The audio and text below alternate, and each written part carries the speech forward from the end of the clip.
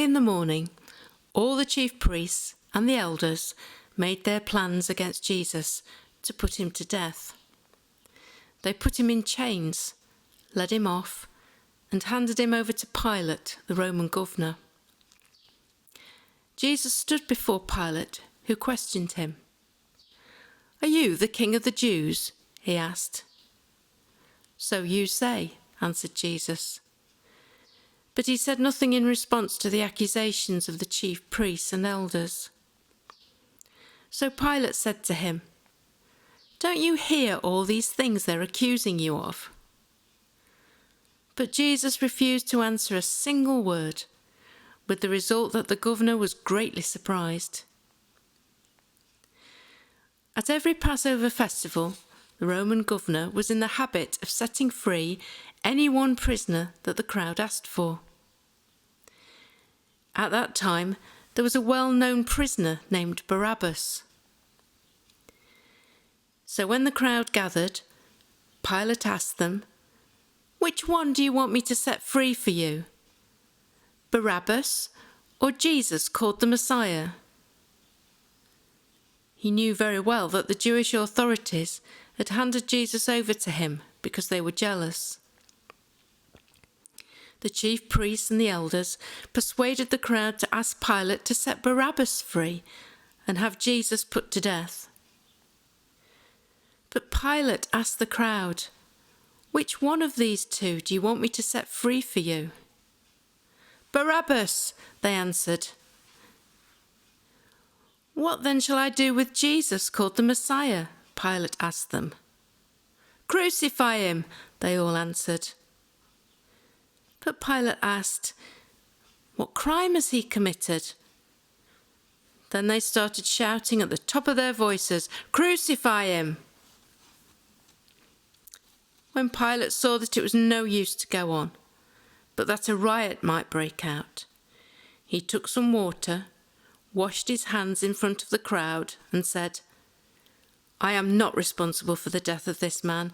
This is your doing." Then Pilate set Barabbas free for them, and after he had Jesus whipped, he handed him over to be crucified. Then Pilate's soldiers took Jesus into the governor's palace, and the whole company gathered around him.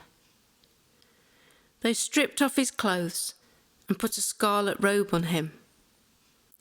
Then they made a crown out of thorny branches and placed it on his head and put a stick in his right hand. Then they knelt before him and made fun of him. "Long live the King of the Jews," they said. They spat on him and took the stick and hit him over the head.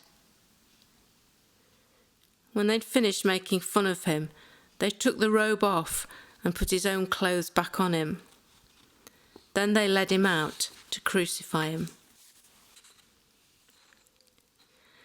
As they were going out, they met a man from Cyrene called Simon, and the soldiers forced him to carry Jesus' cross. They came to a place called Golgotha, which means the place of the skull. There they offered Jesus wine mixed with a bitter substance, but after tasting it, he would not drink it. They crucified him, and then divided his clothes amongst them by throwing dice. After that, they sat there and watched him. Above his head they put the written notice of the accusation against him. "This is Jesus, the King of the Jews." Then they crucified 2 bandits with Jesus, one on his right and the other on his left. People passing by shook their heads and hurled insults at Jesus. "You were going to tear down the temple and build it back up in 3 days. Save yourself if you are God's son. Come on down from the cross." In the same way, the chief priests and the teachers of the law and the elders made fun of him. "He saved others, but he cannot save himself. Isn't he the King of Israel? If he will come down off the cross now, we will believe in him." He trusts in God and claims to be God's son. Well then, let's see if God wants to save him now. Even the bandits who had been crucified with him insulted him in the same way. At noon, the whole country was covered with darkness, which lasted for 3 hours.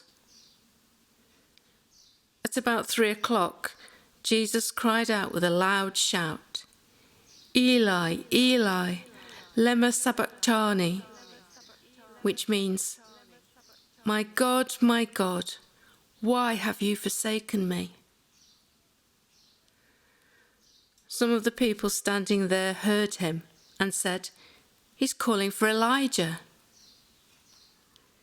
One of them ran up at once, took a sponge, soaked it in cheap wine, put it on the end of a stick, and tried to make him drink it.